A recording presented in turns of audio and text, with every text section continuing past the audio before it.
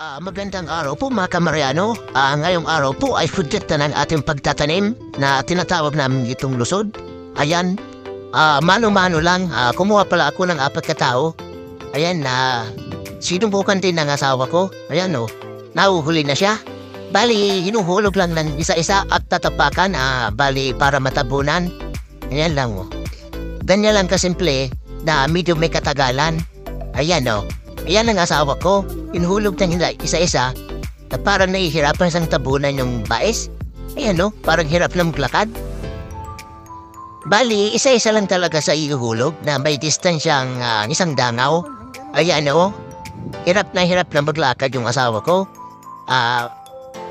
Bali, ay aabutin to ng 2 araw. Maghapon ka rin at isa pa bukas. Ayan na yung kalawakan niya Ayan, bukas na naman.